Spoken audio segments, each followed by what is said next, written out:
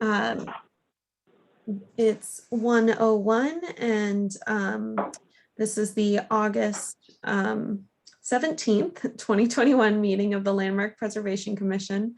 I'll call this meeting to order. Let's start with introductions of the commissioners. I'll go ahead and get started. My name is Kelly Wemple. I'm an architect and I'm nominated by the American Institute of Architects. So next up we have Brad. Hi, my name is Brad Gassman. I'm an architect nominated by History Colorado. Thanks. Graham. I'm Graham Johnson, Historic Preservation Project Manager, nominated by the Denver Planning Board. Thank you. Julie. Hi, I'm Julie Johnson. I'm a Historic Preservation Project Manager, and I was nominated by the community at large. Gary. Hello, I'm Gary Petrie. I'm an architect, and I was nominated by the Denver Planning Board. Erica. Oh, you're on mute. I was going to avoid that. Sorry. Hi, I'm Erica Warzaw. I'm an architectural historian and preservation consultant and was nominated by the community at large. Great. So I think that's all the commissioners for today. Jen, can you introduce yourself? Sure, I'm Jen Capetto. I'm Landmark Preservation staff. Great. All right. So we don't have any meeting records on the agenda today. So the next item on the agenda is public comment. So we reserve some time at the beginning of every Landmark Preservation Commission meeting for public comments on general preservation matters. This is not on any project that we have on the agenda today because there will be separate public comment periods for those later on.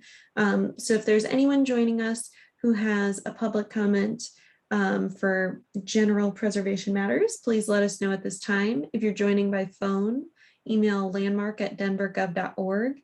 Actually do that if you're going to have any comments today. Let us know your name, your phone number, and what you'd like to speak on so we know when to unmute you. And if you're joining via computer, please use the hand raise function of Zoom, which is at the bottom of the screen. I don't see any hands raised. Great. And I assume we don't have anyone in person today? Emily's at the web building, but I'm guessing since she is silent, that's a no. Okay. And just so I know, Jen, is anyone calling in? Should I? No, it looks like we have just people joining through Zoom right now. Then I won't keep repeating that they need to email us. Okay. So if there aren't any comments, we'll go ahead and move on to the consent agenda. So we have 3 projects on the consent agenda today. And we'll just, unless someone would like to pull an item off of consent, we'll go ahead and make a motion. Does anyone have any questions for staff on the consent items? Anything they'd like to pull off? I did have a question. So Jesse, I had a question about 445 Bannock Street. Great, I'm going to pretend to be Jessie today because she's on vacation and Brittany's on vacation. So it is the Jen show today. Okay, gotcha. Bad planning on my part. So, so Jen, the materials for 445 Bannock, we kind of have like a side-by-side of a photo and then a sketch elevation. And I was a little confused because in the elevations that were sketched, some of the windows are shown to have muttons on them, but the photos don't show that the existing windows do. So specifically on the east elevation, those 2 upper level windows that you've got up right now, 1 and 2, it kind of looks like in the sketch, they're going to be divided into 4 lights. Yeah, so thank you for calling that out. And it looks like maybe the applicant is here as well. We've got a hand raised. So I think that is just a drawing error. We had asked for that to be removed so that's just 1/1s. Okay. So it's not going to be a 2/2 window. Is there any problem with us? So, I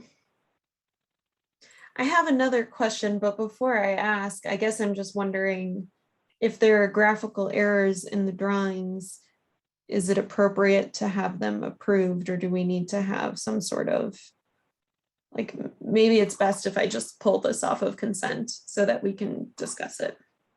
Yeah, maybe that's the best way to go. Okay, then I would like to pull 445 Bannock Street off of the consent agenda. Okay. Were there any other questions from commissioners? Nope. And would someone like to make a motion for the remaining 2 projects on consent? Sure thing, Madam Chair. I will move to approve consent agenda items number 2021-COA-359 for 532 Franklin Street and 2021-ZLAM-030, 1600 and 1608 East Colfax Avenue and 1450 Franklin Street. Thank you, Graham. Do we have a second? Madam Chair, I'll second that. Thanks, Julie. All right, then I will call for the vote. Brad, Aye. Graham, Aye. Julie, Aye. Gary, Aye. Erica, Aye. Kelly, aye. All right, so we have a unanimous vote and the motion passes. So if there's anyone on the call right now who was here for one of those 2 projects that we approved, you're free to go. Your project is approved. And since 445 Bannock Street was pulled off of the consent agenda, we'll go ahead and start the design review projects with that one. So do we have the? Yeah, do you want to go through the process real fast? And then Yeah. we'll... So the design review process is up on the screen. I'll go ahead and announce the project, and then staff will introduce the application and provide their recommendation. After that, we'll have time for the applicant to present. You'll have up to 10 minutes. And after that, we'll have public comment period. Each public comment can be up to 2 minutes long. And then we'll move into deliberation. So the first item will be project 2021-COA-346, which is at 445 Bannock Street. All right, so I'm going to channel Jessie, and she sent me the staff report because you guys rarely pull things off consent. So she sent me the staff report, and I'm just going to read you what the recommendation is, because I don't know enough about this project to answer the questions, but I'm sure the applicant can do a great job answering those questions. So they're replacing deteriorated historic windows with aluminum clad wood windows that closely fit the appearance of the existing historic windows, and they're proposing to replace non-historic windows with aluminum clad wood that also closely match the existing historic windows. They're installing exterior wall penetrations, electrical work, and mechanical units at the first floor on the side and back of the house, and installing a simple contemporary downlight fixture on the front and back of the house as well. So staff was recommending approval of these based on guidelines 2.14, 2.19, 2.20, 2.60, and 5.21.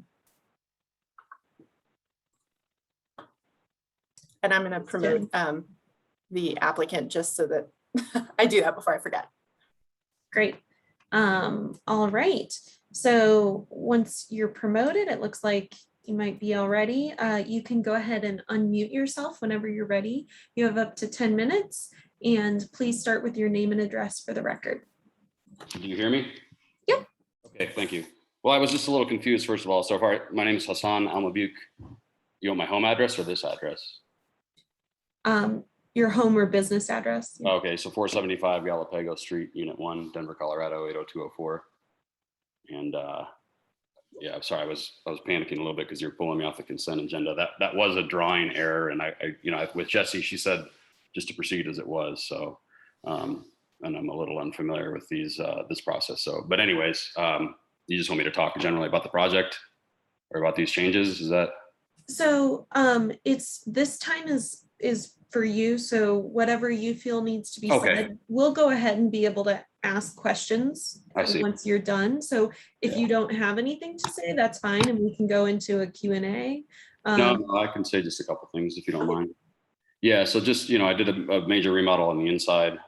Really didn't touch anything on the outside with the exception of those couple items with the penetrations. I got to admit that was my bad. I really didn't understand the process with this. I'm just trying to kind of backtrack on a few of those things. So, moving forward, I know what to do. But I don't feel like those changes were, first of all, they're not even visible from the street. And then, a lot of it was just replacing existing. So they were just upgrades. As far as those windows go, I felt that they were in such poor condition that they're not even salvageable. The Muntin thing that was a drawing error. I just, I didn't have the resources to get this thing perfect. Like I know you probably get some of the submissions to be. So they're going to look pretty much exactly like they look now, just new aluminum clad windows. So that's really all I have to say. So I guess if you guys had any questions for me. Great, thank you. Well, yeah, so since I pulled it off of consent, I'll go ahead and get started. I just had a couple questions, and I totally understand that what we were provided is just a sketch. So maybe there are just some graphical errors, but I just wanted to make sure that we knew exactly what those were before we approve it completely. So the questions I had, I'm just flipping through the drawings that we got. So you already answered my question about those two windows on the east facade. So those will just be 1/1 windows, like double hung windows. Yep. So that makes sense. On the south side, we have a photo and an elevation, and it looks like right now on the first floor, there's one window it's kind of like the middle window. Yeah, the big double kind of. Yeah. Yeah. And in the drawing we have, it looks like there are two windows going in that one opening now. Is that correct? Yeah, so when I had taken that inside apart, originally I saw some framing that indicated that was two windows, kind of like these. Okay. I felt like the structure was actually compromised. It's obviously not like had cracking or anything, but there should be a center divide. Okay. In my opinion, I've done a handful of these remodels, but that was the intention there. Just Gotcha. and what's in there now is actually like supposed to be a sideways slider. So like when you lift it up, it just slams down. So like kind of a safety thing too. But yeah, that was my intention there. And Gotcha. it would fit essentially the same, like all the windows on that level are all really the same size. And if I were to put two there, I should have a divider that is real close to what I have in the upstairs level there. That was what my drawing and my comments were supposed to intend. Okay, that makes sense. Mhm. And then the only other one I had a question on was on the rear or the west elevation. It's window number 9. Mhm. And I'm guessing this might be the same issue as the east side. This one looks like it's kind of divided into 4 lights with money. Yeah, same thing. Okay. I had a buddy who had some experience doing some landmark stuff helping me, and then I just kind of took over because there was a lot of revisions I needed to make, and I just didn't catch that when I submitted it. So, but now I know. Yeah, no, just want to make sure that we're not approving something that is different than Okay. what we were Understood. understanding. Yeah. Yep. Okay. That's cool. Any other questions for the applicant? No. All right. Thank you for your time. Thank you. And are there any public comments on this project? I'm guessing not, since it was on consent, but if you do, use the hand raise button. I don't see any hands raised. Okay, great. Then we'll move into deliberation. So sorry guys that I pulled this off. I was confused enough that I wasn't sure if we maybe needed to do a conditional approval to just make sure that those items are corrected, or Jen, do you think the testimony is enough? I think if you want to require that they be, that those drawing errors be fixed, then, or at least the one on the front and the back, then I think Yeah. that you should have a condition. Yeah, it sounds like it's not an error on the south elevation. I just wasn't understanding what the original window configuration was there. But that makes sense to me, how the applicant explained it. Does everyone else agree that this seems like a conditional approval, just with the condition to modify the east and west elevations? West, right, yep. Yes. Who would like to make the motion? I Madam can make the Chair. motion. Oh, go ahead, Brad. Okay, give me 1 second here. I move to approve application number 2021-COA-346 for the replacement of windows and exterior alterations at 445 Bannock Street as per design guidelines 2.14, 2.19, 2.20, 2.60, 5.21, presented testimony, submitted documentation, and information provided in the staff report, with the condition that the drawing errors on the east and west side of the building be updated Thank you, to Brad. reflect the existing windows. Sorry. Sorry, I thought you were done. Okay, thank you, Done Brad. now. Do we have a second? Second, Thank you, Gary. All right, I'll call for the vote. Brad, Aye. Graham. Aye. Julie, Aye. Gary, aye. Erica, Aye. Kelly, aye. All right, so we have a unanimous vote and the motion passes. So the project is approved and we just need to get those two little drawing errors tweaked. All right, so the next project on our design review agenda today is project number 2021-COA-344 at 2632 West 37th Avenue. All right, imagine that I am Jesse again. So this project is in the Potter Highlands Historic District. The existing lot features a single-family residential structure built around 1921 at the back of the lot. The applicant is requesting to construct a new single-family tandem house at the front of the lot. The property is in the UTUB zone district, which allows the construction of tandem houses. Additionally, Potter Highlands has a conservation overlay, which is CO4, which allows some exceptions to the zoning code. Pictured here is the existing site plan showing the existing building on the lot. Pictured here is the proposed site plan with the proposed tandem house and garage at the front of the lot, or middle of the lot. The proposed infill structure will be 27 feet 10 inches wide and 38 feet 6 inches long.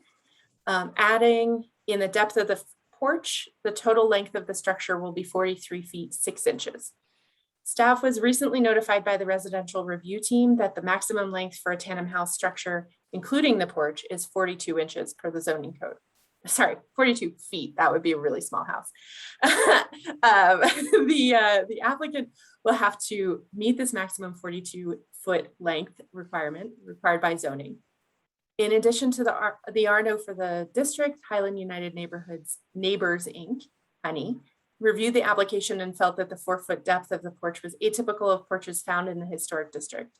Staff concurs with the RNO's porch comment and feels that a porch depth that better fits the porch depths on other 4-square buildings would be more more appropriate. If alteration to the building and porch depths impact the overall form and appearance of the proposed tandem house, changes to the design will be brought back to the commission for review. Additionally, the RNO mentioned that in their review of the property that the proposed rear yard perimeter fence should be set back 1 foot from the front wall of the house. A 1-foot setback is typically recommended by LPC for fences. However, the applicant can address that in the design detail phase of this project. So pictured here are the proposed basement and ground floor plans for the tandem house and the proposed second floor and roof plans for the tandem house. The tandem house is designed to fit the 4-square form and features a raised foundation and a low hip roof. The proposed building fits typical building forms and massing found on other Foursquare structures in the district. The overall height of the building will be 27 feet, 10 inches, fitting in with the range of heights in the immediate block context. The infill will have window and door proportions with rhythms typical of the Foursquare form. The proposed entrance will be recessed under the porch. And the proposed full width porch will feature a hipped roof with simple round columns. Overall, the form of the porch fits porch forms found on Foursquare form buildings found in the district. However, the porch depth is very shallow and does not fit typical porch depths of the Foursquare form in the district. Pictured here are the proposed north and west elevations. And pictured here is the ground plan comparison study showing that the proposed tandem house fits within typical setback ranges for the block. So this is the house here, the tandem house, and the existing alley house at the back of the site. And again, this is the site that we're talking about. So pictured here is the streetscape study showing how the proposed structure fits within the typical height ranges for buildings in the immediate context. The applicant included a compatibility demonstration of other Foursquare building forms in the district to show how the building is fitting in with the typical Foursquare building forms, roof forms, and other door and window proportions. The applicant is proposing a single-story detached garage between the new tandem house and the existing historic house on the lot. The proposed garage will measure 20 feet long and 18 feet wide and 15 feet 2.5 inches high. The garage will feature a hipped roof, and the doors and windows will have similar proportions to those on the house. The garage will have access off the alley on the west side of the lot and fits with typical garage forms and orientations found elsewhere in the district. Finally, pictured here are a few 3D drawings of the proposed tandem house. Staff is recommending approval of the application with the conditions that the building length does not exceed 42 feet maximum length required by zoning, and that the porch depth match typical porch depths found on Foursquare form buildings in the Potter Highlands Historic District, citing guidelines 4.1, 4.3, 4.15, 4.16, character defining features for the Potter Highlands Historic District. Staff would also like to point out that the RNO provided comment on the project, and the copy of their comments are found in the application packet. And just for clarification, so I know this comes up sometimes about whether the applicant could request an administrative adjustment or whether they could request a variance for zoning for a board of adjustment. And that's something we're looking into currently. We're not sure. We thought everything was totally fine for zoning, and all of a sudden we found out very late that the building needs to be shrunk a little bit. We were asking whether the depth of the porch could be extended out into the front setback, and zoning discovered additional things. So that's why we're still looking into whether there could be flexibility. But for right now, we're recommending that the project meet zoning requirements. Thanks, Jen. Are there any questions for staff? Yeah, Gary. So, because the RNO is also recommending that an administrative adjustment or a variance be recommended. So we don't have the option of doing that because of the uncertainties that you're investigating right now. Is that correct? Yeah, so we don't know exactly whether it would be an administrative adjustment or whether it would be a zoning, recommendation of a variance. And so we're trying to figure that out. But instead of pulling this off the agenda, we thought that we would bring it forward today, and that if you all had a recommendation for an administrative adjustment or a variance for zoning for a board of adjustment, you could do that in the phase 2 design detail review. And sometimes that happens where you all make that recommendation in the design detail. So if we accept the staff recommendation to reduce the overall length to 42 feet, and then later you discover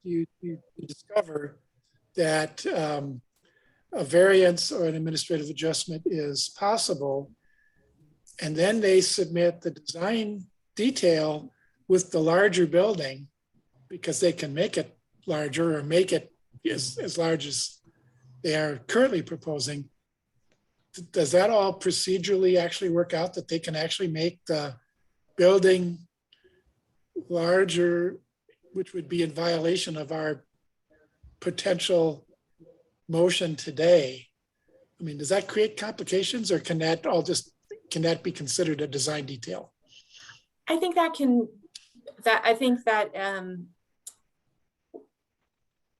in the past, when you all have had a recommendation, conditional approval, and then new information comes up, you all have been able to reassess whether that condition should be valid. There are times when, like you all recommended that last meeting, in May, you all recommended that the demolition portion of a house not include a feature, and then when new information came up about it not being a historic feature and not being readily visible, you all were okay with it. So I do think that it's okay in this case, but we will learn more about what is allowed per zoning, because we initially thought that maybe we could have just a recommendation of a variance for a deeper porch. I don't know what is allowed for an overall length of a tandem house. That's totally new to us, because it's not something that comes up very often. Okay, any other questions for staff? No. All right, so I see the applicants present. You'll have up to 10 minutes. The time's yours. Please start with your name and address for the record. My name is Dean Ritchie. I'm the architect on the project, and I'm 1001 Bannock Street. I would just like to take a minute and touch on the issue with the length and see what input you guys have, because I think this is something that's going to maybe be somewhat ongoing. Using the tandem form, I think, is a great form. It allows us to save an existing house and increase density at a scale that's maybe more appropriate than a duplex in a lot of these neighborhoods. There's a really unique caveat that a tandem house can only be 36 feet wide and 42 feet deep. Now, in order to be more sensitive to the context, we reduce the width to 28. So we're down 8 feet from the allowable width. And then we reduce the length 2 feet from 42 to 40 and have a 3.5-foot front porch. That puts us 18 inches beyond the allowable full length. But in having given up an awful lot to be sensitive to the context, we thought an administrative adjustment would likely be approved. That they are to be approved to provide context-sensitive development in existing Denver neighborhoods. So it seems appropriate to give up 8 feet of width and have 18 inches in more length to make it work. If we don't get that 18 inches, we can probably still work with the plan. If we have to give up the 8 feet in width, another 18 in length, and then another couple feet to make the porch even bigger, an 800 square foot footprint becomes challenging today. There's no other sort of way to put that. So I really love this form. The neighborhood loved this form. The council member from this district reached out to see how we can use this form more, but there's a problem with it when we try to accommodate the width and then also have to shorten the length. I guess I'm just curious if you think it's a good form and if you think what we're doing is the right thing to do, I guess.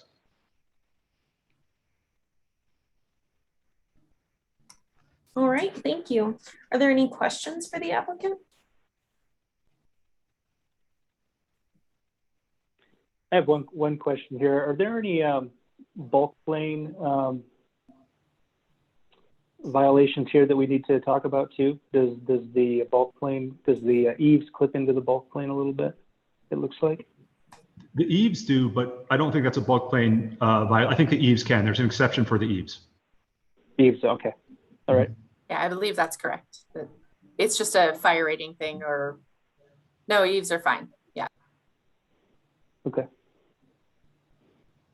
I did have one minor question. On sheet A9, the elevations and plan for the garage seem to be slightly mislabeled as far as the directions go for each elevation. I just wanted to verify that I'm reading that correctly. So that the vehicle door that's being shown on the north elevation should actually be the west elevation, and the east elevation being shown with the man door and windows should be the north. I just wanted to make sure that You are that's correct. Sorry about Okay. that. Yeah. No problem. Catch. All right, any other questions before we move into deliberation? And Dean, we'll talk about the width and length in our deliberation. Thank you. But any other questions? No. All right. Well, thank you for your time. Are there any public comments on this project? Please use the hand raise button. I don't see any hands raised. Okay. All right, then let's move into deliberation. So obviously we need to discuss this zoning issue with the 42-foot length. But Dean had, asked, do we feel this is an appropriate form for the district? So I think we do need to address that as well, just so that he knows whether they're headed in the right direction or not. What did everybody think? Yeah, Gary. I agree that this is an appropriate forum, and I actually, would support any recommendation that would allow for the building length that is being proposed with the deeper front porch, given the fact that they gave up the advantages of some width that would otherwise be allowed, and in doing so, really did produce a building that I think is much more compatible with the current context. So I think the request for and the pursuit of whatever zoning adjustments or modifications are necessary to allow this, I would certainly support. I think they did a good job of designing this 4-square house form in a way that is very appropriate, not only stylistically, but also in context with the neighborhood. Thanks, Gary. I see a lot of nodding heads. Erica, did Yeah, you? I would. So I was just going to say I agree with Gary, and I think looking at A111 is a good. It's a good sheet to really show the scale of the building and the width with relationship to the other homes in the neighborhood, and also the space between the homes, which I think is often we talk about the architecture itself, but I think this shows how the space between the homes, there's, by making this house a little bit narrower on the lot, it's keeping that contextual pattern intact as well. That's a good point. This is Erica. I would agree with what Brad and Gary have both said. I guess I'll just add that, and this would be for phase 2, that I'll definitely be interested to see what sort of details they can add to this to keep it from being too replicative of historic 4-square houses. But otherwise, I think this form works really well. And I think Brad makes an excellent point about its spacing within the context as well. So I think this is a great project headed in the right direction, and hopefully the zoning can get worked out. I agree with what everyone has said. And Erica, I was thinking the same thing about, how is this going to be differentiated as new construction? I kind of wonder myself if we're not able to make a recommendation for a zoning, adjustment, administrative adjustment or variance, would the porch width staying small kind of differentiate it, or not quite as wide as we would typically see it? Would that differentiate it as new? And I think there's so much going right with the proportions of this that although I think it would be best if the porch could be larger, I think that even if the porch stayed at the same size, I would be supportive of it because it is new construction and they are still using, characteristics that are commonly found in the district. So I still think it would fit in, even if they weren't able to make the depth increased. Yeah, Gary. As long as additional period detail is not added, I would not be overly concerned about replication because it's a simple enough form. I'd hate to see the addition of something postmodern or modern in order to make it not replicative. I think, that idea of making it not replicative can maybe sometimes go too far. So as long as period detail or historical detail is not added, or if what is added is subtle and obviously contemporary, I would not overemphasize a concern about it being too replicative because the Foursquare form is often very simply stated to begin with. And so I'm looking forward to seeing the design detail submittal of this. But I would hate to see some sort of modern flourish added in order to make it distinctively modern. I keep thinking back to something that happened in Curtis Park 2 or 3 commission meetings ago that I thought was like at the extreme other end of this story, and I wouldn't favor that.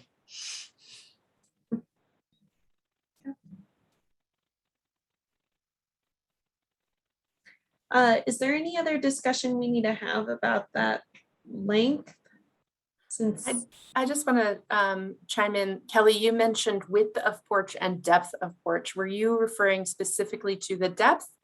yes, thank you. I think I Okay. would say both. I meant the depth. That's what I only. thought. I just wanted to clarify. Thanks. I don't think there was any question about whether the width was appropriate or not. It was just increasing the depth. And yeah, thank you. I misspoke. But I'm supportive of the porch, whether it stays at this depth or increases. I just worry that if they are having such a hard time meeting the zoning requirements and, would have to lose even more square footage to make the porch deeper, I personally think that it's acceptable as it is.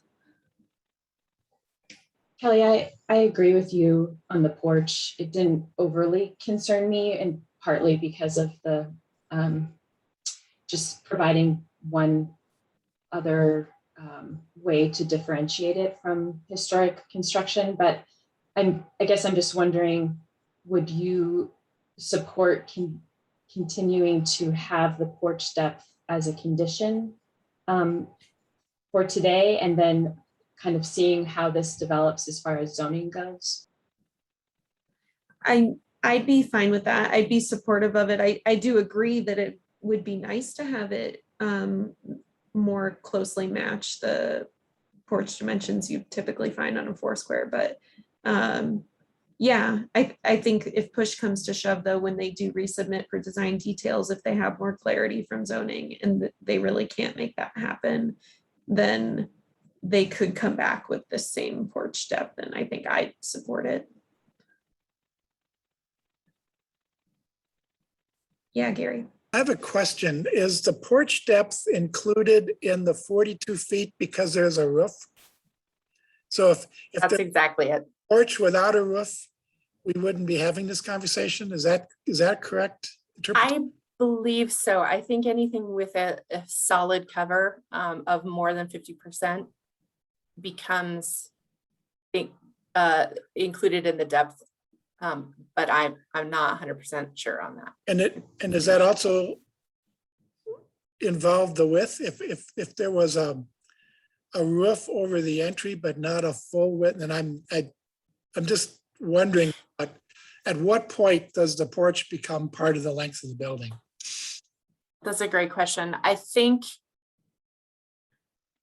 based on other projects, specifically ADUs, because this comes up sometimes on ADUs of size requirements. If you have a small roof over the entrance, it's including that portion of the porch that would be over the entrance. I don't think it includes the sides, but like a landing for the porch, but it might look a little strange to just have a little porch over the entrance and not over the width of the landing, the patio per se.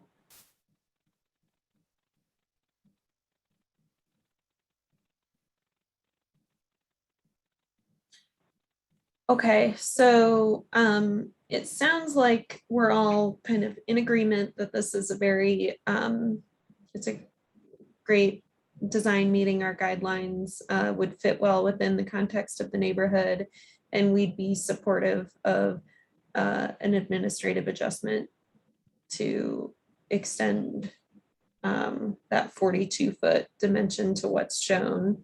That we think increasing the porch depth is a good idea, but if they can't make things work with zoning, we would be okay with maintaining a smaller porch depth. Is that a good summary to kind of give the client some applicant some clarity? Okay. Great. Jen, do you think we need to discuss anything else? Does that give you what you need? I think that's sufficient, yeah. Okay, great. Then who is going to make the motion? I'll make the motion. Great. I move to approve with conditions application number 2021-COA-344 for the new infill building at 2632 West 37th Avenue, as per design guidelines 4.1, 4.3, 4.15, 4.16, character defining features for the Potter Highlands Historic District, presented testimony, submitted documentation, and information provided in the staff report with the following conditions. One, that the garage direction elevations and plan be corrected on sheet A9. Two, that the building length does not exceed the 42 length maximum required by zoning. And three, that the porch depth match typical porch depths found on 4 square form buildings in the Potter Highlands Historic District. Thanks, Erica. Do we have a second? I'll second. Thanks, Graham. All right, if there's no further discussion on the motion, I'll call for the vote. Brad, Aye. Graham, Aye. Julie, Aye. Gary, Aye. Erica, Aye. Kelly, aye. All right, we have a unanimous vote and the motion passes. So the project is conditionally approved and we will see you back with the design details submission. All right, so that's the end of our design review agenda today. I think that's the shortest it's been in since I can remember. We have one discussion item today, and that is regarding the La Alma Lincoln Park Historical Cultural District draft guidelines. So, who's presenting that? The slide. Yeah, okay. So Abby and I wanted to provide you guys with a little bit of not guidance, but some prompts as we're going through the process, just to kind of help guide your guys' discussion. Brittany and I had provided a overview presentation last time that we had met, and then we decided to continue the discussion on to today due to the late hour of the last meeting and knowing that you guys would have a little bit more time today to talk about it. So I don't know, Kelly, if you need to lead us through the formal, how the public can comment on this, if there are any members of the public who are present. Sure, yeah. So I don't think we have anyone on the phone, right?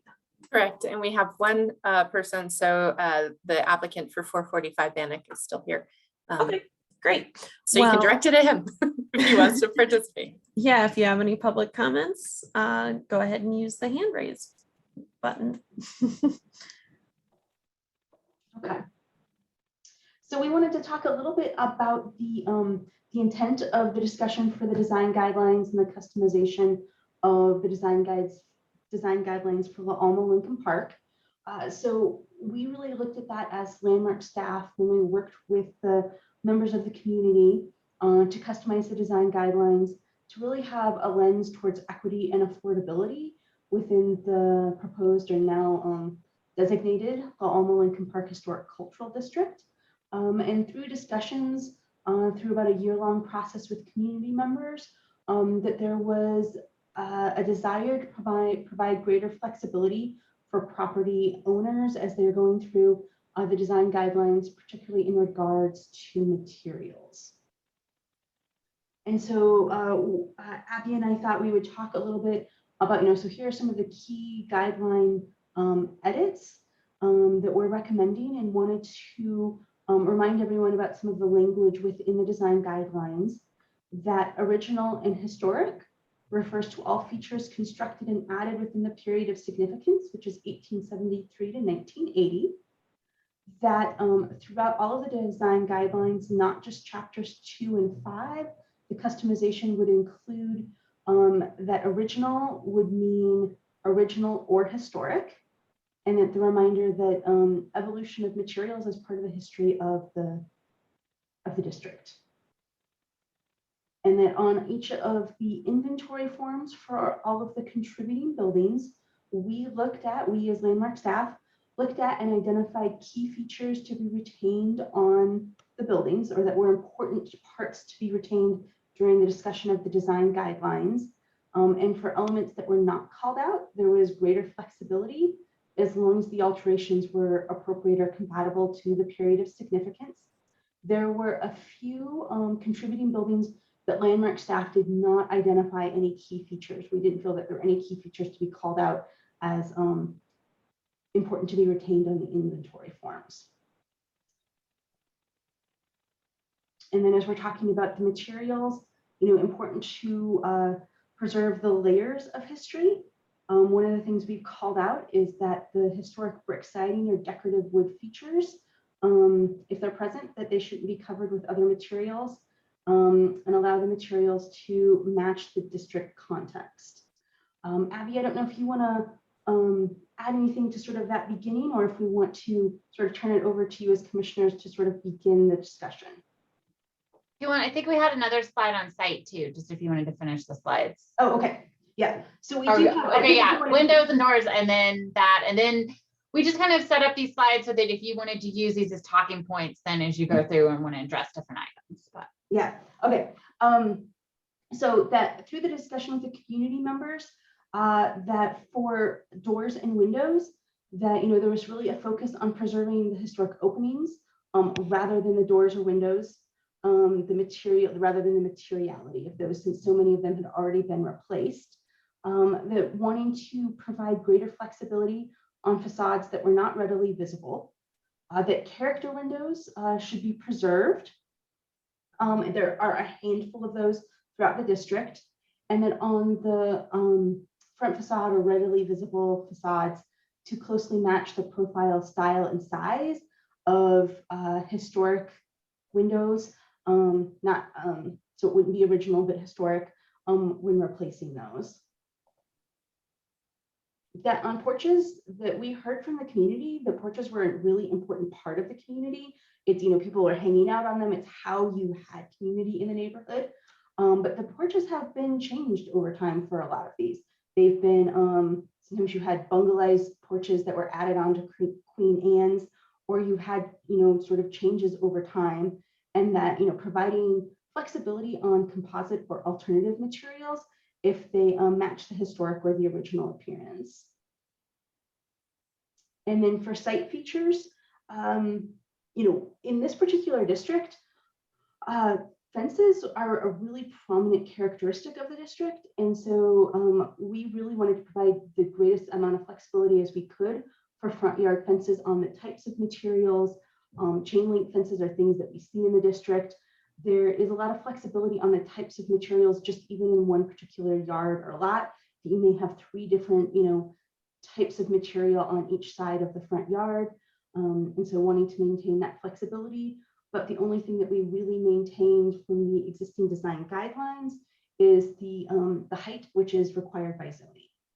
So those were some of the main features that we talked about in terms of flexibility on the design guidelines.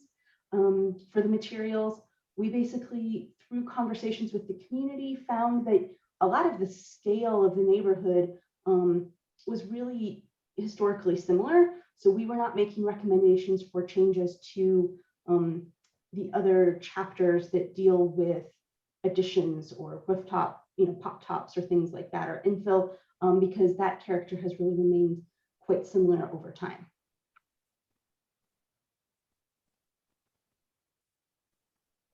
And so I don't know if it would be helpful for you all to go through these one at a time, or how you'd like to sort of direct your conversations.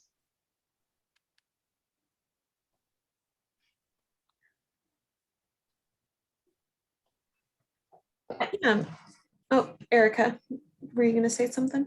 I just had a few questions I thought maybe were kind of general that maybe we could start with, just to, and maybe others have similar questions. One, I noticed that you give clear indications of how the text is changed, like green means new, text inserted, etc. But there's a few places where it's highlighted, and I wasn't sure what that's referring to, if that's something that we need to look at in a different way. I wasn't sure of the highlighting too. I noticed that when I was reviewing it again last night. I am guessing that just got left in because that was something we were emphasizing, or we were looking at it, and that it doesn't have any additional. I mean, the highlighted sections include sections where we're taking, crossing out something and adding something, changing the green text. I don't think it has any additional meaning beyond that, unless Kara is aware that it does. Kara, you're on mute. I apologize. I thought I sent you ones that did not have highlighting on it, so I apologize. Those were things that we were, like Abby said, that we were, emphasizing. But yeah, I apologize for that. That's totally fine. Thank you. And I guess I just wanted to. So, frankly, I'm not really familiar with the phrase character window. And do you mean character defining window, or like, and also, is that meaning windows that have decorative or ornamental features? I guess I'm just not sure what that means exactly. Yeah, I understand. We definitely should have probably defined that better. We got it from some other guidelines. It's something that we had discussed before you got on the commission. It was maybe 4 or 5 years ago. We had a discussion of maybe revamping some of our window guidelines. And one of the things we've done some comparison looking at other districts and how they looked at it. Other cities and how they looked at their district guidelines. And some of them really distinguished between a character window and basically a lot of them and just a typical window. And for them, basically a character window is anything beyond just a simple 1/1 wood sash window, something that either had, it could be something like a cottage window. It could be something like a gledded glass window, could be something with a distinctive divided light pattern, just something that, would be a little bit more, has a little more character identity to it, something that would be a little more difficult to replicate. So some other cities had identified between a character window, has a little more detailed, distinctive. It would not be as easy to replicate it. And so they treated character windows differently than ones that were just simple 1/1 sash. So that's what we were kind of referring to, thinking about when we put that in. Okay, great, thank you. And then one last question for the moment. You referenced it in passing here, and then in the presentation at our last meeting, you were talking a little more in depth about these inventory forms that you guys have done this grunt work of going through and looking at each building and listing their distinctive features, if any. And I was wondering if the procedure was going to then be sharing that inventory form with commission members for any design review projects that come up. Yes, I would imagine that would become best practice. We hadn't really, I don't think, talked about exactly what the process would be, but I think it would make sense that then for any of the design review that comes forward, that it would just be practice that we would include that inventory form along with, you know, the staff report and the application, so that you would have that information for reference. Great, thank you.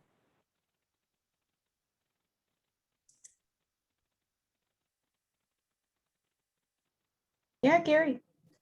I've got I think it's sort of a general question, and it has to do with windows and doors and openings. I just want to make sure that in the case of where a applicant wants to replace a window with a vinyl window, the vinyl window would still need to fit the opening, and that the use of panning or extenders or whatever to make a standard vinyl window fit would not be acceptable. Is that correct? It would be correct on any visible facades, is how it's clearly written now. I think it's a little bit more iffy whether or not that might be, I don't know that we specifically address that, if like that they'd be allowed to do that on the rear. Certainly on anywhere, you know, street visibility, Okay. a vinyl window would have to fit the opening size. Okay. And it would have to be the same, it would like need to be a sash window, not like a vinyl slider. Right. And then the other thing regarding vinyl windows, and I understand why they're going to be acceptable in the district, but would it be appropriate to include advisory information that it is known that vinyl windows do not have the long-term durability as other kinds of windows, or would that be inappropriate? What concerns me is that we're sort of allowing vinyl reasons for a window, but then we're not necessarily making an applicant consider something a little bit better for the long-term sustainability of the house. And I don't know quite how that would even happen, so maybe it's too cumbersome, but I'm concerned about the shorter lifespan of vinyl windows relative to the fiberglass or even just plain unclad wood or clad wood.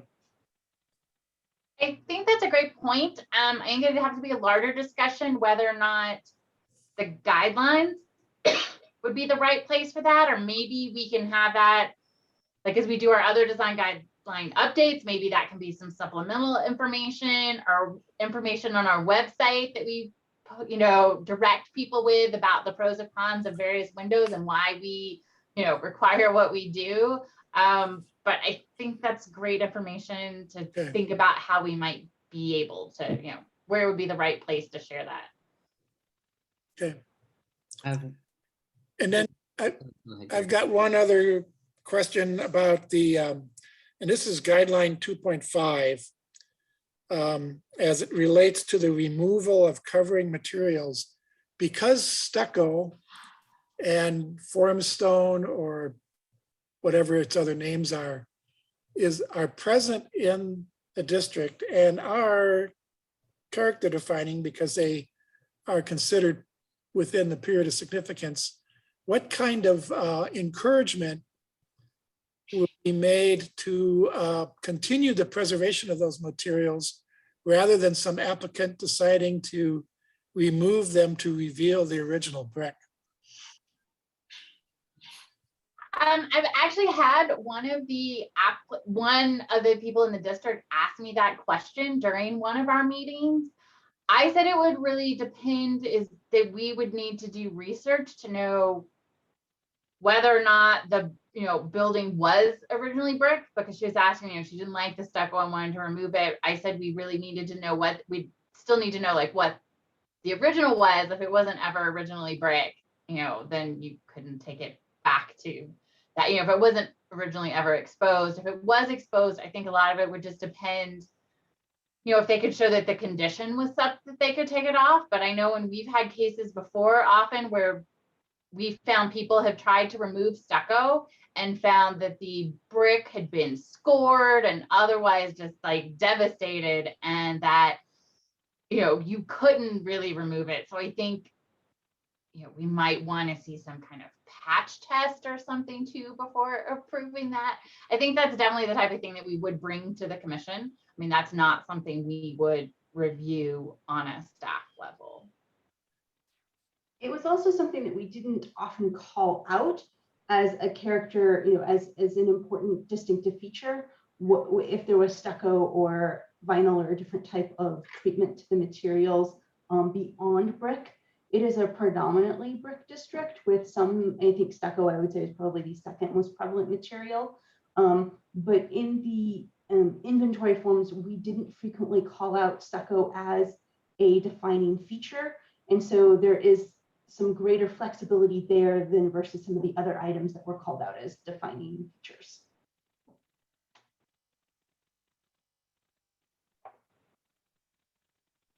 And one of the importance for this particular slide was to take out stucco and permastone, as in our other guidelines, it's often called, they're not historic materials. We specifically wanted to take that out as, permastone could be considered a historic material on certain properties. So part of this is to take it out as like, not that it's something that should be removed, but something that should be considered as to whether it should be retained. So to be kind of hypothetical, if a project comes forward with the guidelines as written and an applicant is advocating for the removal of permastone, would the commission have the latitude to require the preservation of that if we feel that it is a historically appropriate change to the building that was in the period of significance? Yeah, so when we looked at doing the, identifying the kind of the character defining key features, there were some buildings we kind of looked at if we thought it was a really good example of mid-century modifications, that it was a good example of permastone. There were some examples that we called it out as a key feature. I think we were kind of leaving, our thought was if it's not called out as a key feature, then that would give a reason for the applicant to be able to have a justification to remove it. We are kind of trying to call some things out as what we really thought was just distinctive. And if it wasn't called, our philosophy was if it wasn't called out as distinctive, then the applicant would kind of have a choice of either do they want to, retain and replace what's there, or they could take it back to an earlier period if they could document what that, that they were returning it to an earlier period. But similarly, the commission can interpret these guidelines and say, well, wait, that has achieved historic significance that later or whatever. I think so. Okay. Yeah, you could, but again, with sort of the overarching lens that we're looking at this through the lens of equity and affordability, Sure. flexibility for materials. So I think that that's like sort of an overarching intent guideline for that. But yes, and yeah, so I think it would come into that is, are they replacing permastone? Is the permastone currently in good shape, and could they just keep it, or would it be a costly repair to repair the permastone and try to keep it, or is it, so we're definitely trying to look at also the cost. We're just trying to, as long as we keep things within what was possible within the period of significance, also trying to look at, the cost of repair or replacement. So sorry if I'm asking a question that's already been covered when we talked 2 weeks ago, and I'm maybe just not remembering, because normally we don't get into the cost issue. So I totally understand why, we'd want things to be equitable, and that's all great. But since we're normally told to ignore cost from our considerations, how are we approaching that in this district and with these guidelines? So I guess our thought was, you're right, we don't, and we certainly aren't explicitly looking at cost here, but what we were trying to allow flexibility so that materials of a wide range of different costs would all be acceptable. So that if so that somebody wouldn't be required to do a treatment that was going to be a more expensive a treatment, that there would be a variety of price range materials that would meet the guidelines, so that there'd be kind of inherently more flexibility on price rather than, yeah, we're still not going to explicitly look at this would cost this much versus this would cost this much. Gotcha. Okay, thanks. And Kelly, this speaks a little bit to kind of your question of, throughout the design guidelines, we put when appropriate, when possible, when necessary. We really tried to bake that flexibility into it, that yes, it would be great to save this, whatever the feature is, but if it is, we wanted to put in there, like, if it's not really a feasible option, or it's just a, cost prohibitive to maintain that, we wanted to, bake in as much flexibility of when possible, when feasible, throughout all of the design guidelines. And you'll see that throughout them is, like what, to provide that flexibility without specifically calling out cost, but to kind of provide the commission that level of flexibility. Mm-hmm. And staff. Great.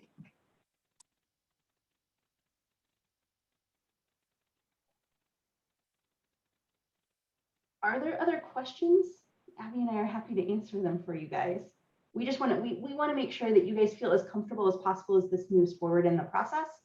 I have one that we may have touched on from a number of different angles, but from the character defining or the character window conversation, and then Gary's question about infills.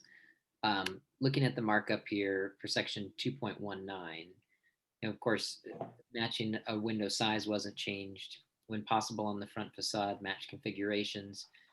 I guess it's maybe not 100% clear to me if there is an existing window, or say a steel window from the 50s or something that meets, as Abby was saying, that character period, or the period of significance.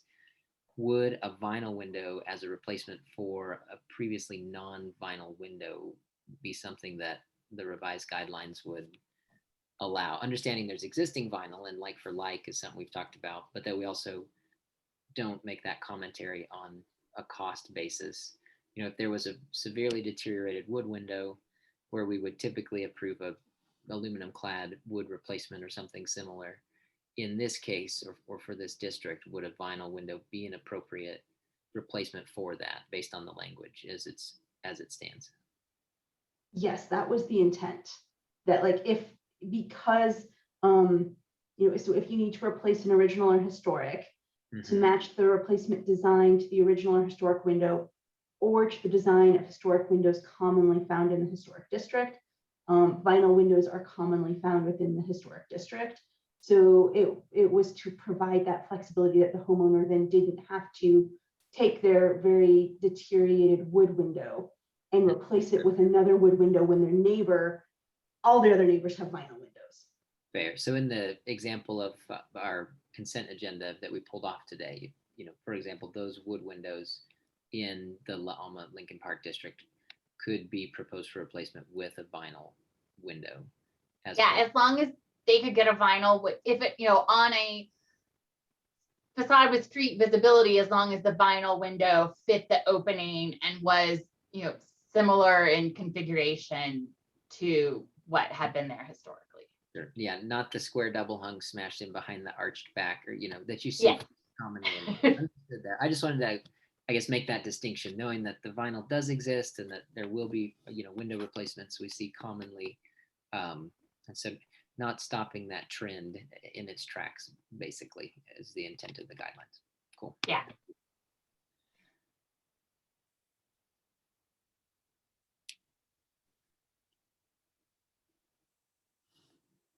one of the things we also noted is that mullions that are, faux are not something that's heavily seen in the district. And so it's not on this particular one, I think, but on one of them, it is called out that that is not an appropriate match for the district. Yeah, that's on guideline 2.20E does say that you still cannot use internal muttons. We're drawing the line somewhere. Yeah. Sounds good. Thanks.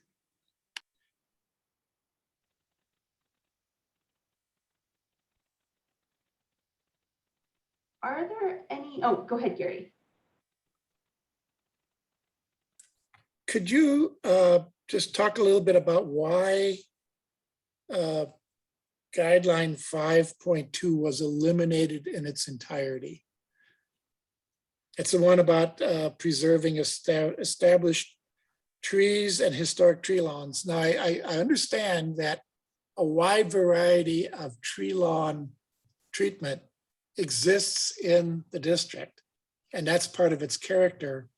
But would if someone who wants to put in, cut down a tree, a significant tree, and put in a bird bath, I mean, because it's cool, is that something that would not even be reviewed, or would it be allowed? Or how do these guidelines treat something like that? Yeah, so actually the issue here is that guideline really should not have ever been put in our guidelines to begin with, because we don't have purview. Okay. And so while we might want to have thoughts on that, we can't, as Landmark, actually regulate tree lawns or regulate tree removal. And so this is something we'll be looking at revising when we do broader Landmark guideline revisions as well. We were just taking it out here because it's not something we actually have any purview over. Forestry may, but we don't.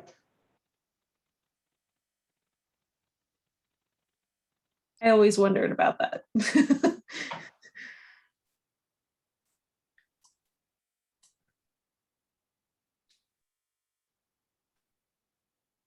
Erica, you look like you have a question. I guess it's not so much it is a question. Kind of going back to those inventory forms, and I guess I'm just wondering, because so far my experience on the commission, there have been a few times where I would like to have seen the designation myself, so I can just kind of have a better understanding of, what's been established as character defining for an individual landmark or a district. And I know I'm free to ask for that, but it just seemed maybe like I was going too far or something. And so I guess I'm just wondering if there's a way to, while I appreciate Abby saying, that would be best practice to share the inventory forms, if there's a way to kind of state outright, or I guess what is kind of driving this concern is, so for example, at the introduction of these proposed new guidelines, there's discussion of character defining features within the district that are defined in the designation. But and then a few examples are given. But if that designation isn't readily at our fingertips, I'm just wondering, should it either be fully listed here, or should it be kind of established that will be shared? I'm sorry if I'm being a little too nitpicky. I just kind of want to make sure that we have all the information that, and specifically thinking of future commission members who won't have had the benefit of going through this conversation. Or maybe even know that inventory forms exist if for some reason that falls by the wayside.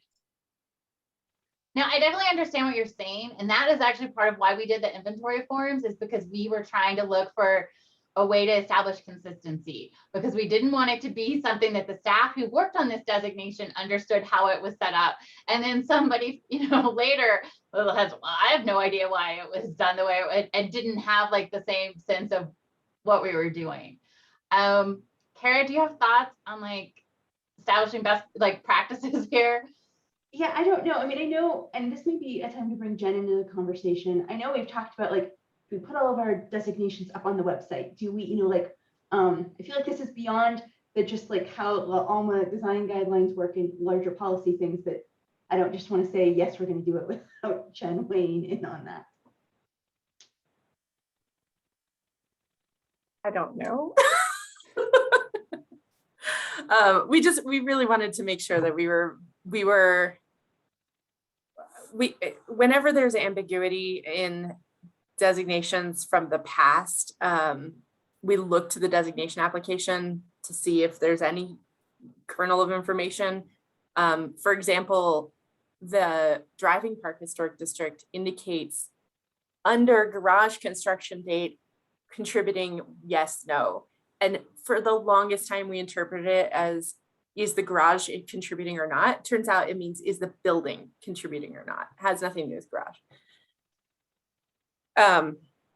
So trying to make sure that we are making things easier for commissioners and staff down the road and applicants down the road so that everyone understands that we're all on the same page is critical. And if there are ways to improve that for future designations, then we are all ears. So will essentially these guidelines for this district are going to go in their own little kind of PDF or binder, kind of like Country Club or, 5 points or something? I'm seeing you shake your head no, Jen. Jen, are you going to answer me? I didn't know. Yeah, I was going to jump in and like, this is not my project, stop. Well, where I'm going with this is, could the inventory forms be an appendix in that sort of document so that then they are accessible to everyone, including an applicant? Yeah, so the customized design guidelines are a section or an appendix of the citywide design guidelines. So they are an appendix of the regular design guidelines, more integrated than like country clubs, and not an appendix. There'll be a chapter. A chapter, okay, but and not separate like 5 points. For the moment, the customized design guidelines are up and the applications and everything are up on our website. I don't know if that's something we want to maintain. That's a Jen question. If So we my were in goal, the room, I'd be making eye contact with you. yeah, which is funny because I can't tell who you're looking at. Yeah, exactly. I need to do the Brady Bunch and move you around. Anyway, my goal is that we can have all of our design, sorry, not our design guidelines, our designation applications on our website moving forward. So there's going to be a total redo of the landmark website. It was started earlier in the year, but everything needs to be updated by the end of this year. And I've asked that we put our designations on there. I don't think we'll probably get all of the individual landmarks. It's just a lot of space to keep on the website, but I'd really love to have our district designations on there. So my goal is to keep those up. Is it something that we could state now, it wouldn't be a written policy, that we will include the inventory form with something that goes to the LPC? I mean, it makes sense that we would do so, yeah. I just worry that in 20 years, someone will forget. I think Crystal has her hand up.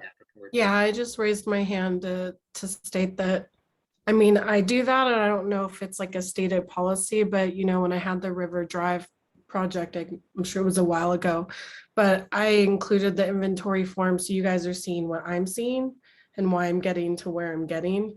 I think we try to do that. I think the issue too, like Jen was bringing up, was like with some of the Curtis Park ones, they don't really have inventory forms.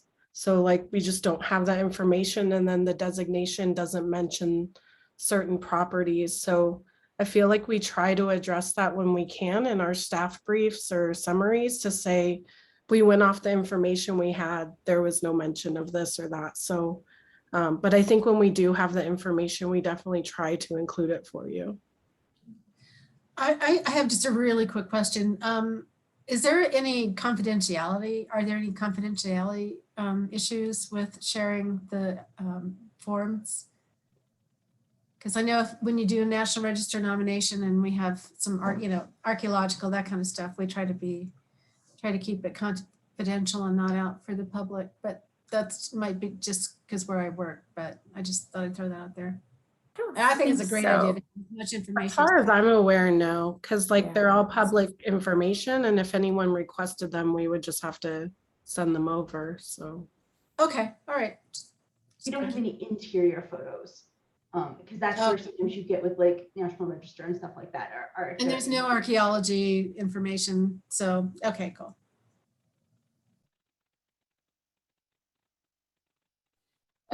I'm sorry if this was covered in the presentation last meeting, but can you explain the reasoning behind just the procedural way that you're doing this as far as a chapter within rather than as a whole out guideline?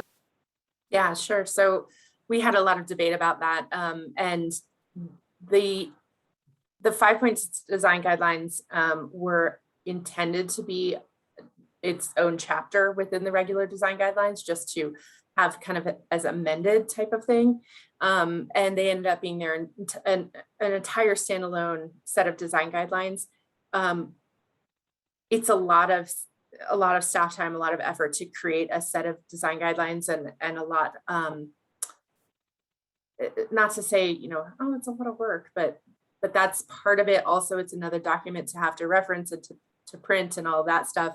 And and we often have districts that ask for their own customized design guidelines, but their neighborhoods or their districts are not too dissimilar from others. So we're trying to do this deliberately as to offer it for cultural historic districts, but to try to integrate it as much as we can into the regular design guidelines, so that we're not creating 25 different documents for you guys, for applicants, for staff. Also, I'll follow up, since I was part of the working group and the meetings that we did with the community. Also, as we really talked about what was going to be modified for the guidelines, they really only came out of 2 chapters. And so since we were just, there wasn't really any discussion or felt like there were any need to modify the other chapters. That's kind of why it ended up this way too, because we were, what we were changing was only from 2 chapters. Yeah, that's true. And with 5 points, our general design guidelines don't cover commercial all that well, and institutional. We have the signage stuff, but signage in 5 points, the community wanted it to be unique. There was a stronger desire to have really unique guidelines for the 5 points district, whereas for La Alma Lincoln Park, it was more similar to the general design guidelines.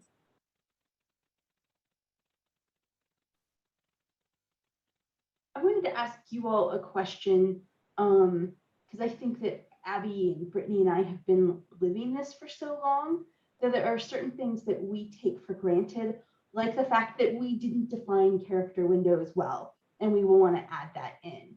Are there other things that we are taking for granted, for lack of a better word, that you guys feel needs greater clarity?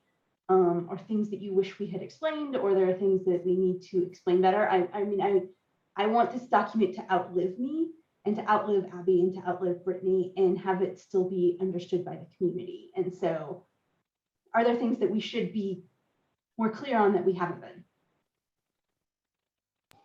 This is a very minor one, but I thought I'd just throw it out. When you're talking about that original also means historic, or vice versa, I think it would be helpful to define actually what historic means, that you're actually referring to the period of significance and what that is. I think that's should just be stated outright, even though I'm sure it's elsewhere in the overall design guidelines. It'd be helpful to have it again. Thank you, that's helpful. I kind of have just maybe a big picture question, and maybe this gets a little bit to what you're asking us, but I think that a lot of the applicants here are going to be individual homeowners in this community. Often we're working with architects, and maybe there won't be architects on some of these projects working with you. How do you think you'll work differently with the applicants to help them through the process? And part of it is because there's a lot of flexibility in this, and that's a really good thing, but it also can make things more complicated. It's much easier sometimes if you get two choices, right? And here's your path. So a lot of projects, the path really starts to define itself. But with all the flexibility here, I could see homeowners needing some direction and extra guidance. Have you guys thought about that at all? How that would play out and the sort of support that people will get to have a successful project?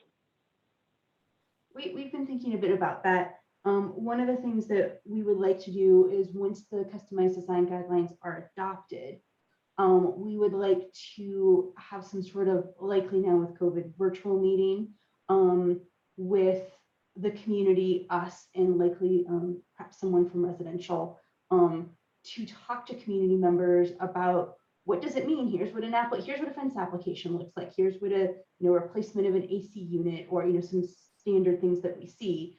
And so have some conversations with the community once the design guidelines have been adopted. So it's not just like, okay, you're designated now, you're just all off on your own. So we wanted to do some outreach that way. And we've also discussed early on that likely a lot of the design review from La Alma Lincoln Park would be handled likely by Abby and Brittany, who really know the district. So at least we could start out with some consistency and someone who could provide guidance to community members. I don't know that we have any longer term plans, and that might be a Jen question, but at least initially we wanted to provide that help and guidance to the community. Yeah, and I'd say related to that, I think maybe just really kind of seeing how it goes. As Kara said, Brittany and I plan that since we're most familiar, we'd start working on these and kind of seeing what people need as we get into projects. I think it would definitely make sense, 6 months, a year from now, to come step back and think about what can we do to, maybe provide additional clarifying information, other things, additional workshops, or ways to kind of figure out how the process is working and see what other assistance we can add. And one thing to let you guys know about, so our general design guidelines were adopted in 2014 by the commission with a minor update in 2016, excuse me.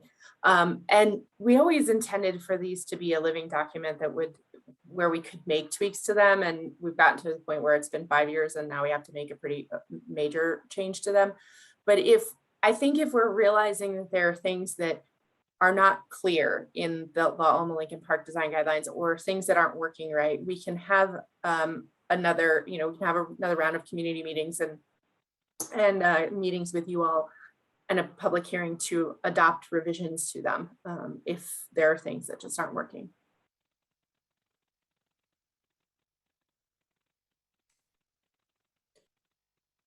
This is not like a definition that needs to be done, but I did just think of another question. So guideline 5.18 is crossed out, and so is part of 5.25, and they're both pertaining to basically security issues and minimizing potential security issues in the alley, and talking about security lighting in 5.25. Was there a reason that those were crossed out?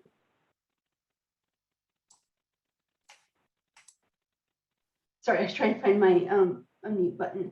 There was a little bit in that these are a little more commercial, or especially the 5.18 is more commercial oriented. Mm-hmm. So that was partially the other reason is in terms of sort of equity and diversity. We didn't want to call out design or have design guidelines that would indicate that a neighborhood is unsafe or have any sort of issues in a community. And we didn't want that called out in our design guidelines. So that's a little bit why this was, and because there really aren't a lot of commercial areas. So that's why it was called out here. And I apologize, I can't remember the other guideline that you called out. I can. Yeah, bring it that up. was 5.25, and that one's about lighting, but then the part that says coordinate security lighting with other building lighting where possible. I mean, I would think that that might come up. I mean, because, you know, whether or not we're saying there are security issues, an owner might say, hey, I do have security issues with my property and I'm going to add this lighting to address it. And so I was just wondering why we would remove that. We removed it because it was addressing more large scale, like civic, commercial, institutional buildings. I think we weren't saying that you couldn't have security lighting. We just Okay. thought the stuff about using professionals, you know, to do large scale flood lighting or coordinating lighting was more talking about, you know, large scale buildings that had whole lighting plans that didn't seem relevant to like what is a district that's pretty much, with maybe just one or two exceptions, pretty much just, you know, residential buildings. Sure. The other thing too is that the zoning code doesn't allow people to have, they don't allow illumination that would cause glare into other residential properties. And so because that is so narrow, it's unlikely that most lighting, most security lighting that you guys would approve would also violate zoning. So that's two double negatives. Most of the lighting you guys would approve would meet zoning. Gotcha.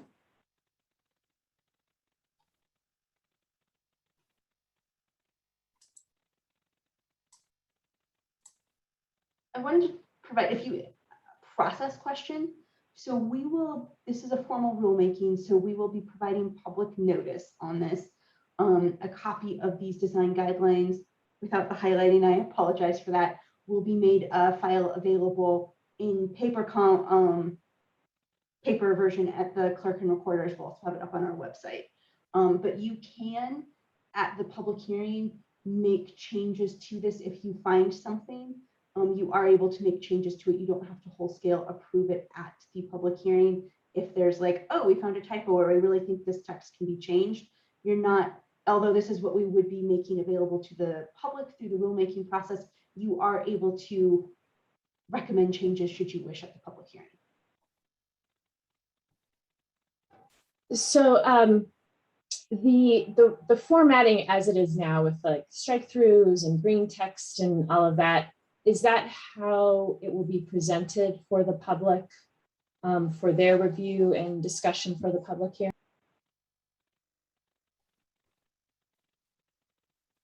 Yes, I believe so, but I would have to call on Adam to find out, because that is, I did have a question and I had an email set to send to Adam of, this is what I believe we would put available for the public, but that it would actually, like, when approved, there wouldn't be the strike throughs. But that is more of an Adam question. So as part of the rulemaking process, you have to send a notice, and you have to provide a copy of the amended rules. I forget if it's either to the clerk or to the agency. That copy has to be a clean copy. It has to be what the final copy is going to look at. Oftentimes agencies will provide, just as a courtesy, a redlined version of that. So it's up to the agency whether they want the redline version just so the public can see, but what is actually filed is a clean copy that would be adopted and approved. I'd like to just make a friendly amendment suggestion too, that, sorry, not an emotion, make a friendly suggestion that, and I know it's hard when you're dealing with large documents like this with lots of different formatting that you're trying to keep track of changes, but just another careful read through to remove typos and clarify language. There's a lot of like extraneous prepositions and things like that that I think would just be great to have cleaned up as much as possible before the public. And I'm sure you had plans to do that, but just wanted to throw it out there. Yes, thank you. Does that mean we can't make dangling modifiers historic?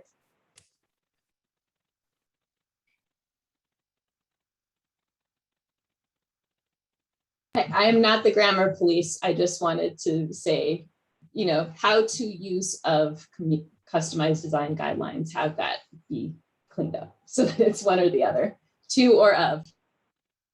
Yes, thank you.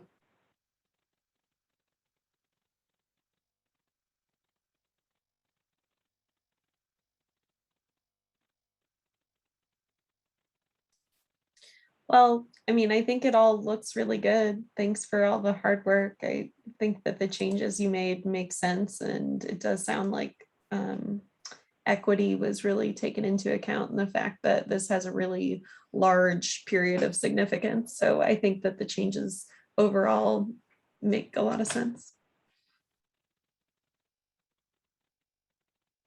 Yeah, you guys have done an amazing job with this. And so thank you for your thoroughness and in all ways, not just little details of buildings, but thinking of the community itself and the people who live there. It's great. And going through an inventory and doing inventory forms for all of them. I think that's gonna, I mean, it was probably a huge undertaking, but I think it'll be really good in the long run for making it very clear to everyone. I see that becoming maybe a part of the retroactive mid-century resurvey that we've talked about of periods of significance, right? For art. I know that that represents a huge amount of work, but every time we see one of those, I think it's a great tool also, you know, when you have a National Register nomination or that detailed original district, you know, this is a huge, it's a moment in time that's captured, but it's a huge reference. So I'll echo the amount of work. It's impressive. And I think it's very cool. Watch what you say, Graham. I just saw Kara's face when you said, I see this happening for other districts. For the record, though, there was one that came up, gosh, and it was in the Potter Highlands, and I walked by it this weekend, and instead of tearing the house down, it had been cleaned up and was on the market. And so that there's a win for our mid-century homes, Gary, and in a small corner there, which was kind of fun. So off the record or however that works, but just an update from the neighborhood, right? So no, I'm not trying to make more work for anybody, I promise, but appreciate the effort that went into this. Yeah, Adam. So I before we close this meeting, when these come back to you, they're going to be in basically a final form. And I don't know if the discussion today has led to any proposed changes in that. But I would say before we leave today's meeting, the commission should maybe tell staff if there are any definite changes, deletions, additions they want so that those can be presented at the public hearing. Because we don't want to be writing things after the fact. So I think this is the discussion where you all have to make sure either what has been proposed to you looks fine, or if a number of you think, you know, guideline 5.1 is crazy and should be deleted, something like that. So just before you end, that's my advice I would give to you all. I think it was clear the few things that I said, but I just think original and historic should be further defined with the period of significance and the actual years given. And then being more careful about use of character window and defining what that is up front so that it's clear that what it means. And I guess same with doors. For those items, do the rest of the commissioners agree with that that's something that a change should be made prior to you coming back? I see nodding heads and thumbs up. So I think we all agree. And those were the only modifications that I heard proposed. So were there any others? I didn't have any additions or deletions or requested modifications. All right, we'll work with those. I have those noted as things that we need to get updated because we want this to be as user-friendly as possible. So thank you. Great. Well, it sounds like that's probably the end of this discussion. It looks like everybody's been nodding their heads, so well done. Looks like you guys have a great draft together, and we'll see the final copy. So if there's no further discussion, I'll go ahead and close the meeting. Thanks.